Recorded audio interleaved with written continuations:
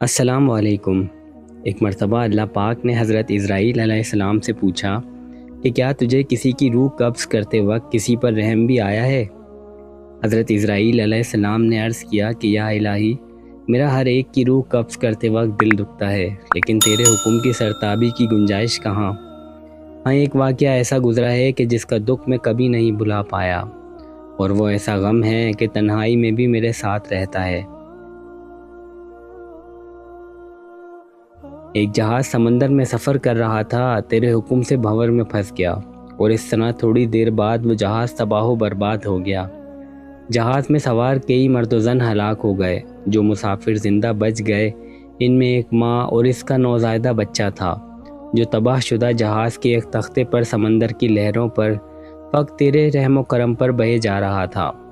تیز ہوا نے انہیں آنن فانن سینکڑوں میل دور سمندر کے کنارے پر پہنچا دیا۔ میں ماں اور بیٹے کے بچ جانے پر بہت خوش ہوا۔ اسی لمحے تیرا حکم ہوا کہ اس کی ماں کی روح کو قبض کر لو۔ اے اللہ، میں نے تیرے حکم کی تعمیل کی۔ تو خوب جانتا ہے کہ تیرا یہ حکم پا کر میرا کلیجہ کانپ گیا تھا، اور جب میں نے اس دودھ پیتے بچے کو اس کی ماں سے جدا کیا تھا، اب وہ بات یاد آتی ہے تو میری آنکھیں بھیگ جاتی ہیں۔ اللہ پاک نے پھر پوچھا کہ کیا تجھے معلوم ہے کہ بعد میں اس بچے کی پرورش کہاں اور کس طرح ہوتی رہی؟ حضرت اسرائیل علیہ السلام نے عرض کیا کہ اللہ پاک عالم الغیب ہے اور ہر ظاہر و پوشیدہ اسی پر آیا ہے۔ اللہ پاک نے فرمایا کہ ہم نے سمندر کی موجوں کو حکم دیا کہ اس لاوارث بچے کو ساحل پر ڈال دے۔ ساحل کے قریب ایک سرسبز و شاداب جزیرہ تھا۔ ہم نے پھولوں کو حکم دیا کہ بچے کی نیچے سیج بچھا دیں۔ سورج کو حکم دیا کہ اپنی تیز شعاؤں سے اس بچوں کو محفوظ رکھنا۔ بادل سے کہا کہ وہ بچے سے کچھ فاصلے پر برسیں۔ درختوں کی شاخیں خود بخود جھک کر پھل اور ان کا رس بچے کے منہ میں ڈال دیتی تھیں۔ ایک شیرنی کی ہم نے ڈیوٹی لگا دی جو اسے دودھ پلاتی تھی، اور شیرنی کے خوف سے دیگر جانور بھی بچے سے دور رہتے تھے۔ اس جزیرے میں ہم نے خوشنما اور حسین پرندے بھی بھیجے جو ہر وقت چہچہاتے تاکہ بچے کا دل پریشان نہ ہو۔ ہوا کو ہم نے حکم دیا کہ اس پر آہستہ آہستہ گزرے تاکہ اسے تکلیف نہ ہو۔ یوں وہ تنہا اور بے یار و مددگار بچہ پرورش پا کر خوب صحت مند اور بہادر ہو گیا۔ ہم نے کبھی اس کے پاؤں میں کانٹا تک نہ چبھنے دیا۔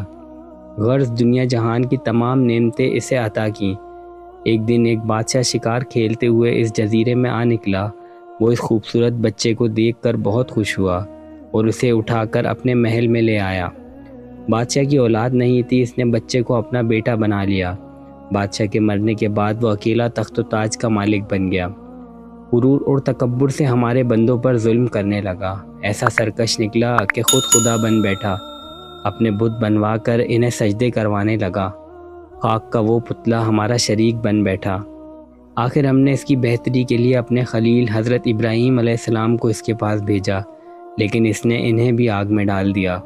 اسرائیل علیہ السلام نے عرض کیا کہ اے مخلوقات کے خالق، تیرے اسرار تو خود ہی جانے۔ میں اس سرکش بچے کی حالت سے بے خبر ہونے کی وجہ سے دل میں ملال لاتا رہا۔ اے اسرائیل علیہ السلام، کیا اس بچے نے میرا شکر ادا کیا؟ دیگر لوگوں کے لیے تو ماں باپ کی ترجیحات، تربیت حجاب بن جاتی ہیں، لیکن اس نالائق نے تو بلا واسطہ ہم سے موتی پائے تھے۔ وہ بچہ نمرود بن کر اس وقت ایک بڑے ملک کا بادشاہ ہے، اور اس نے میرے خلیل حضرت ابراہیم علیہ السلام کو آگ کے الاؤں میں جھونکا ہے، اور اب خدائی کا دعویٰ کر کے لوگوں کو میری راہ سے ہٹاتا ہے، اور اپنا حکم نہ ماننے والوں کو سخت عذاب دیتا ہے۔ مزید اس طرح کی ویڈیوز کے لیے ہمارے چینل سنا ہے کو لازمی سبسکرائب کریں۔ ملتے ہیں آپ سے نیکسٹ ویڈیو میں۔ اللہ حافظ۔